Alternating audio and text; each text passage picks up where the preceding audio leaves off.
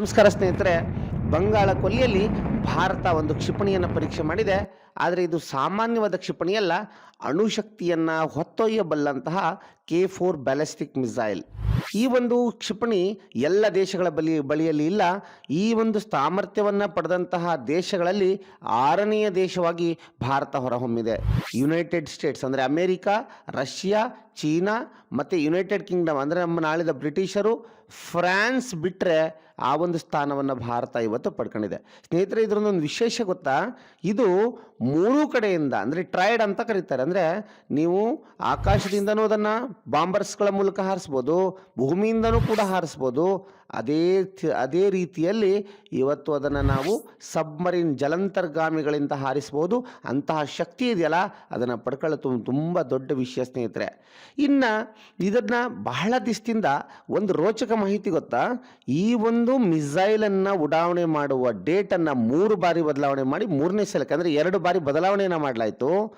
ನೋಟಾಮ್ ಅಂತ ಇಶ್ಯೂ ಮಾಡ್ತಾರೆ ಸಮುದ್ರದಲ್ಲಿ. ಅಂದರೆ ಇವತ್ತು ನೋಟಿಸ್ ಟು ಏರ್ಮ್ಯಾನ್, ಅಂದರೆ ಇವತ್ತು ಇಂಥ ಏರಿಯಾದಲ್ಲಿ ನೀವು ಮೇಲೆ ಏರೋಪ್ಲೇನ್ಗಳನ್ನು ಹಾರಿಸ್ಬಿಡಿ ಅಂತಂದು ಇಶ್ಯೂ ಮಾಡ್ತಾರೆ.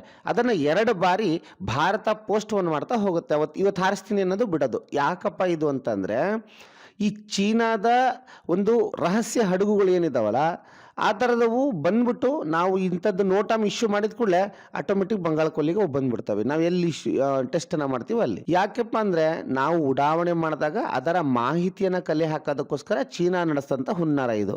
ಅದಕ್ಕೆ ಭಾರತನೂ ಕೂಡ ಅಳುಗುಳಿ ಮನೆ ಆಟ ಆಡ್ತಾ ಇತ್ತು. ಇವತ್ತು ನಾನು ಉಡಾವಣೆ ಮಾಡ್ತೀನಿ ಅನ್ನೋದು ಪೋಸ್ಟ್ಪೋನ್ ಮಾಡೋದು, ಈ ಥರ ಮಾಡಿ ಫೈನಲಿ ಇವತ್ತು K4 ಬ್ಯಾಲಿಸ್ಟಿಕ್ ಮಿಸೈಲನ್ನು ಪರೀಕ್ಷೆನ ಮಾಡ್ತಾ ಹೋಗುತ್ತೆ.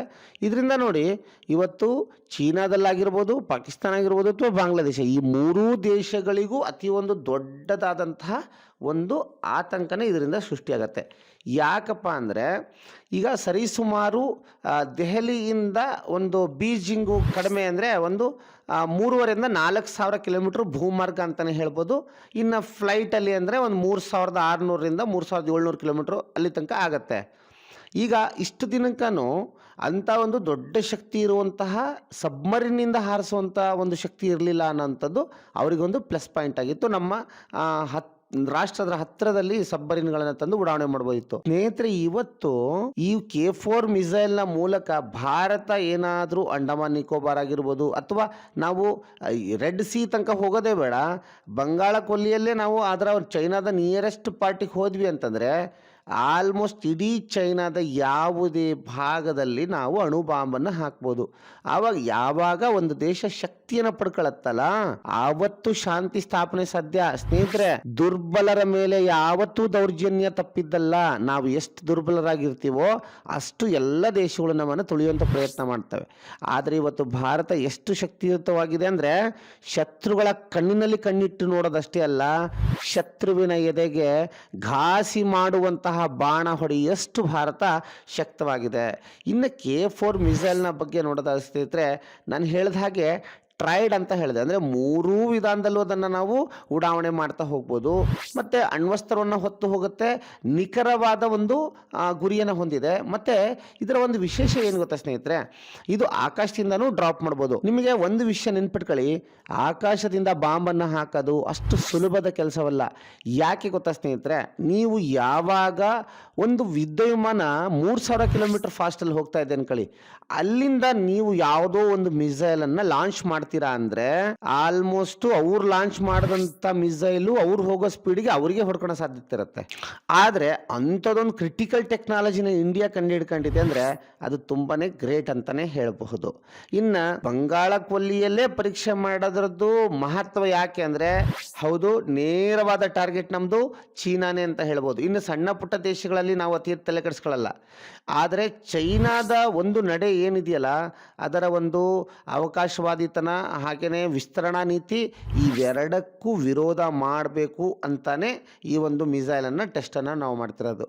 ನಾವು ನಮ್ಮ ಸಮುದ್ರದ ಗಡಿಗಳನ್ನು ರಕ್ಷಿಸಲು ಸಂಪೂರ್ಣ ಸಿದ್ಧ ಅಂತ ನಾವು ಸಂದೇಶವನ್ನು ಕೊಡ್ತಿರೋದು.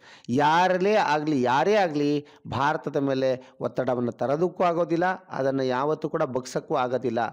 ಇದು ಕೇವಲ ಕ್ಷಿಪಣಿ ಪರೀಕ್ಷೆ ಅಲ್ಲ, ಭಾರತದ ಸಮುದ್ರ ಶಕ್ತಿ ಪ್ರದರ್ಶನ ಅಂತಲೇ ಹೇಳ್ಬೋದು. ಇನ್ನು ಸ್ನೇಹಿತರೆ, ಈ ಒಂದು SLBM ಇಂದ ಚೈನಾಗೆ ಯಾಕೆ ಇಷ್ಟು ಶಾಕ್ ಆಗತ್ತೆ ಅಂದರೆ, ಚೀನಾದಲ್ಲಿ ಅದನ್ನು ಸರಿಯಾಗಿ ಸಮುದ್ರದಲ್ಲಿ ತಡೆಯೋರು ಯಾರೂ ಇಲ್ಲ. ಅಮೇರಿಕದ ಸೈನ್ಯಕ್ಕೆ ನೋಡೋದಾದರೆ ಅವರು ಮುಕ್ತವಾಗಿ ಯುದ್ಧವನ್ನು ಮಾಡುವಂಥ ಆಲೋಚನೆಯನ್ನು ಹೊಂದಿದವರಲ್ಲ ಅವರು. ಅವರು ಜಸ್ಟ್ ಭಯವನ್ನು ಪಡಿಸ್ತಾ ಇದ್ದಾರೆ ಹೊರತು ಚೈನಾದೊಂದಿಗೆ ನೇರ ಯುದ್ಧಕ್ಕೆ ಇಳಿಯರಲ್ಲ. ಭಾರತ 62ರಲ್ಲಿ ಸೋತ ನಂತರ ಕಲಿತಂತಹ ಪಾಠ ಇವತ್ತು ಪ್ರತಿ ಕ್ಷಣವೂ ತನ್ನನ್ನು ತಾನು ಎಚ್ಚರವಾಗಿರಿಸಿಕೊಳ್ಳೋದಕ್ಕೆ ಒಂದು ಏನೆಲ್ಲ ಕಾರ್ಯತಂತ್ರವನ್ನು ಹಿಡಿಬೇಕೋ ಅದನ್ನು ಮಾಡ್ತಾ ಇದೆ ಅಂತಲೇ ಹೇಳ್ಬೋದು. ಇನ್ನು ಸ್ನೇಹಿತರೆ, ಇವತ್ತು ಬಾಂಗ್ಲಾದೇಶ ಯಾಕೆ ಇದನ್ನು ಅಬ್ಸರ್ವ್ ಮಾಡ್ತಾ ಇದೆ ಅಂದರೆ, ಆಲ್ರೆಡಿ ಬಾಂಗ್ಲಾದೇಶದಲ್ಲಿ ಒಂದು ರಾಜಕೀಯ ಅಸ್ಥಿರತೆ ಉಂಟಾಗಿದೆ. ಅಲ್ಲಿ ಧರ್ಮದ ಆಧಾರದ ಮೇಲೆ ಹಿಂಸಾಚಾರ ನಡೀತಿದೆ. ಅದನ್ನು ಅಲ್ಲಿರುವಂತಹ ಕೆಲವು ರಾಜಕೀಯ ವ್ಯಕ್ತಿಗಳು ತಮ್ಮದೇ ಆದ ರಾಜಕೀಯ ಹಿತಾಸಕ್ತಿಗೋಸ್ಕರ ಅಲ್ಲಿ ಗಲಭೆಗಳನ್ನು ಸೃಷ್ಟಿ ಮಾಡಿ ಶಾಂತಿ ಸ್ಥಾಪನೆ ಆಗೋದಕ್ಕೆ ಬಿಡ್ತಾ ಇಲ್ಲ. ಹಾಗಾದರೆ ಇವರು ಒಂದು ದಿನ ಚೈನಾಗೇನೆ ಅಲ್ಲೊಂದು ನೆಲೆಯನ್ನು ಕೊಡೋದಿಲ್ಲ ಅಂತ ಯಾವ ಆಧಾರದ ಮೇಲೆ ನಾವು ಹೇಳ್ಬೋದು? ಹಾಗಾಗಿ ಭಾರತ ತನ್ನ ಪರೀಕ್ಷೆಯನ್ನು ಯಶಸ್ವಿಯಾಗಿ ಮಾಡಿದೆ. ಇದು K4 ಮಿಸೈಲು ಅತ್ಯದ್ಭುತವಾದ ಸಾಮರ್ಥ್ಯವನ್ನು ಪಡ್ಕೊಂಡ್ರಂಥ ಮಿಸೈಲ್ ಅಂತಲೇ ಹೇಳ್ಬೋದು.